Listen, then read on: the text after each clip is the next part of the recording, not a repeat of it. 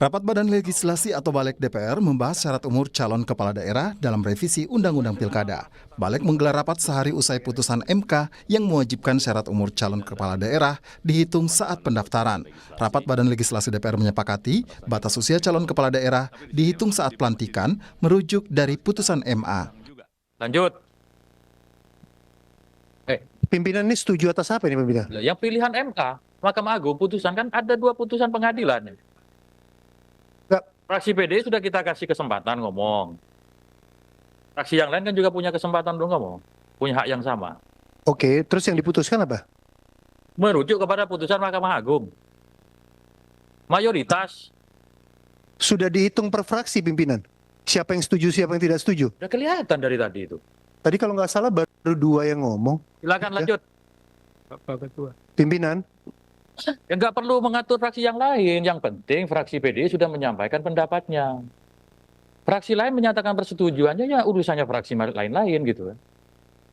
Saya kira fair aja kan. Kita kan tidak Pimpinan, saya kira kita lanjutkan supaya bisa kita bahas di selanjutnya, pimpinan. Usai Wakil Ketua Balik Ahmad Baidowi meminta persetujuan terkait syarat batas usia pilkada saat pelantikan, fraksi PDIP mengajukan protes. PDIP mempertanyakan siapa saja yang setuju terkait syarat umur untuk ikut MA, bukan Mahkamah Konstitusi.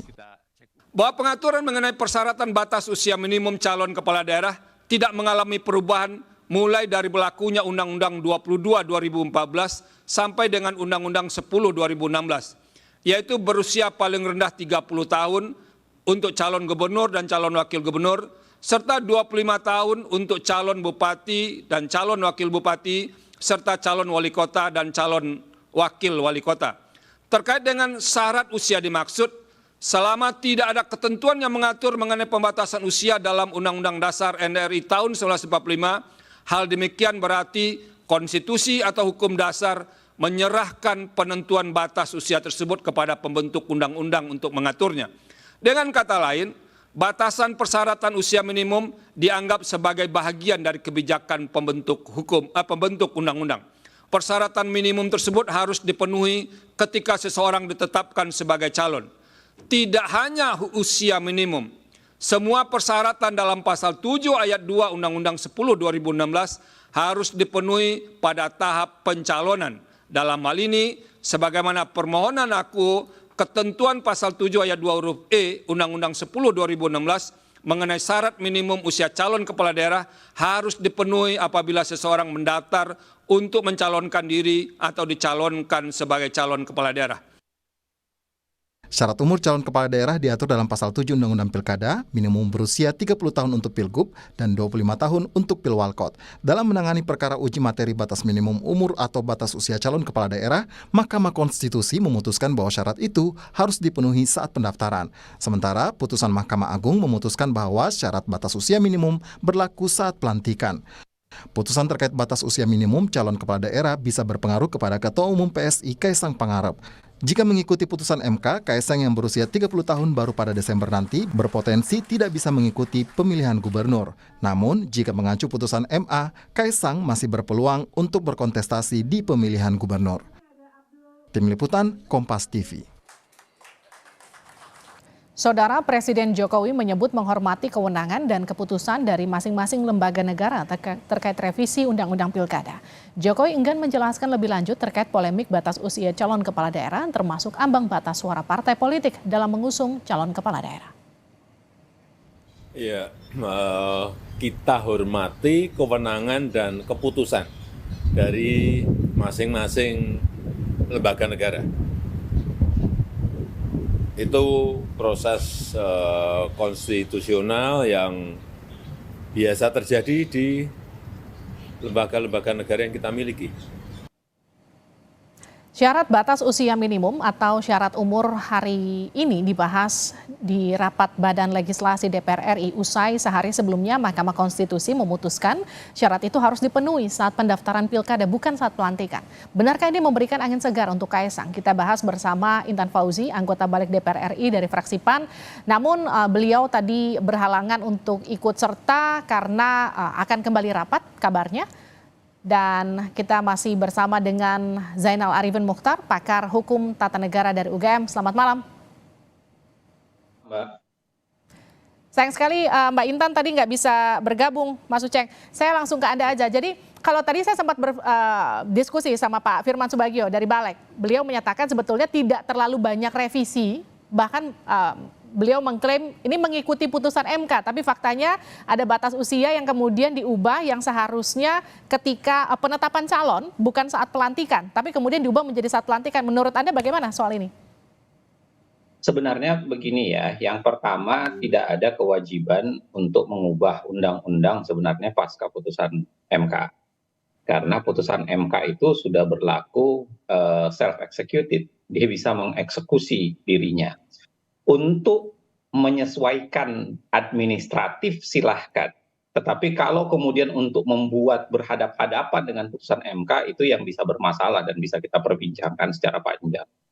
Yang kedua, saya kira saya agak bingung ketika tadi kalau dinyatakan bahwa sebenarnya mengikuti putusan MK. Karena kalau kita lihat khususnya soal batas usia ini terjadi perbedaan mendasar sebenarnya. Saya harus ingatkan ya supaya orang paham ini bukan soalan membenturkan putusan MA dengan putusan MK. Harus diingat putusan MA itu lahir pengujian terhadap PKPU, peraturan KPU terhadap undang-undang. Ya, jadi bahasa undang-undang itu apa, yang menuliskan 30 tahun, lalu PKPU menuliskan apa, itu yang dibawa pengujiannya ke Mahkamah Agung. Sehingga Mahkamah Agung mengeluarkan putusan untuk mengatakan 30 tahun yang dimaksud dalam undang-undang itu adalah saat pelantikan. Itu kan yang Mahkamah Agung lakukan. Berbeda dengan yang diuji di MK. Kalau yang diuji di MK, akibat adanya putusan Mahkamah Agung itu, orang membawa ulang pasal yang kemudian dikatakan Mahkamah Agung menerjemahkan pasal itu untuk menguji pasal di PKPU, itu diuji ke MK. Lalu MK bilang, enggak, yang benar itu membacanya bukan melalui pelantikan, tetapi melalui penetapan calon. Nah, ini dua hal yang berbeda nih. Putusan Mahkamah Agung itu sebenarnya bicara hierarkisitas. Benar nggak aturan PKPU terhadap bunyi undang-undang? Putusan MK itu membenarkan, itu menguji apakah bunyi undang-undang itu konstitusional atau tidak. Jadi levelnya nggak sama nih, bukan dua level yang sama nih. Karena dia bertarung di dua hal yang berbeda. Nah itu yang saya kagetkan ketika DPR kemudian seakan-akan memperhadapkan dua putusan itu, lalu kemudian melakukan voting untuk memilih mana yang dipakai. Padahal ini kan bukan begitu tuh. Harusnya kita bicara soal konstitusionalitas, karena undang-undang itu adalah penerjemahan dari maksud konstitusi. Nah, itu yang paling membingungkan menurut saya dari cara membenturkan antara putusan MA dengan putusan MK. Bagi saya, setelah MK mengatakan bahwa maksud undang-undang yang konstitusional adalah begini, dengan demikian MA sebenarnya kehilangan penafsirannya terhadap bunyi undang-undang pilkada. Gitu. Nah gini kan Mas Uceng, ketika kemudian sekarang sudah dibahas di Balek, sudah diputuskan, kemudian nanti akan dibawa ke paripurna dan nanti akan muncul berbentuk undang-undang, mana yang lebih kuat? Putusan MKK atau yang ini yang baru disahkan? Saya ingin mengatakan begini ya, pertama, kalau kita tanyakan sumber hukum, saya kira putusan pengadilan itu juga sumber hukum. Ya, semua orang mahasiswa Fakultas Hukum tahu itu namanya vonis. Bahkan kalau Anda mau baca baik-baik, misalnya Undang-Undang 30 tahun 2014 meniadakan atau kemudian melawan putusan pengadilan yang sudah berkekuatan hukum tetap dengan tetap mengeluarkan sebuah keputusan atau tindakan yang berbeda dari putusan pengadilan yang sudah berkekuatan hukum tetap, itu adalah perbuatan melawan hukum loh sebenarnya. Apalagi dalam konteks ini bukan hanya pengadilan biasa loh ini adalah pengadilan konstitusi. Jadi saya kira apa yang dilakukan oleh DPR itu sangat besar sebenarnya kemungkinannya untuk dikatakan melakukan pembangkangan terhadap konstitusi. Karena kemudian berhadap-hadapan dengan bunyi eh, apa penafsiran Mahkamah Konstitusi. Nah, maka yang kedua, kalau ditanyakan mana yang lebih kuat dan mengikat, undang-undang ataukah kemudian penafsiran MK? Ini tergantung memang. Kita melihatnya dari sisi apa. Kalau Ya. kita lihat dari sisi jenis putusannya, jelas saja orang bisa memperdebatkan apakah putusan pengadilan itu bisa berbeda dengan bunyi undang-undang. Tapi harus kita ingat loh, posisi MK itu adalah interpreter of the Constitution. Oke. Dia adalah penafsir dari konstitusi. Mau bisa diperdebatkan salah benarnya, tapi ketika dia memutus, itu adalah tafsiran konstitusi yang dipegang saat ini Oke. dan harusnya menjadi rujukan. Ini sekedar untuk mengingatkan sikap yang berbeda 180 derajat bagi para tuan dan puan di DPR ketika putusan 90 undang-undang undang-undang Pilpres berkaitan dengan pemilu, undang-undang pemilu. Putusan 90 dulu ketika dalam kasus Gibran, mereka taat setaat-taatnya kan. Nggak ada perdebatannya. Malah mereka menerima sebesar-besarnya dengan lapang dada. Kok bisa ini itu kemudian berbeda? Pernah termasuk Pak Jokowi sendiri kan? Ketika begitu ada putusan MK yang menyenangkan hatinya, itu biasanya dia menyampaikan putusan MK itu berlaku, harus kita taati. Itu kan selalu disampaikan tuh berkali-kali. Putusan MK. Nah, tetapi ketika yang seperti ini tiba-tiba pernyataannya adalah semua lembaga harus kita hormati. Berbeda-beda gitu. Itu yang saya mengatakan inkonsistensi yang sebenarnya berbahaya dalam prinsip demokrasi kita. Oke. Jadi final and binding dengan terjemahan yang berbeda begitu, tergantung situasinya. Nah, kalau itu yang saya bilang cherry picking, para politisi kita, baik Pak Presiden maupun DPR, ini cherry picking banget nih.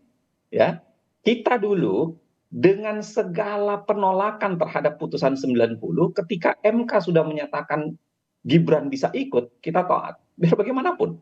Bahkan kemudian kita bisa tahu bahwa Pilpres terjadi berantakan dengan inkonstitusionalitas yang, tapi tetap kita anggap, kita terima sebagai sebuah kenyataan hukum.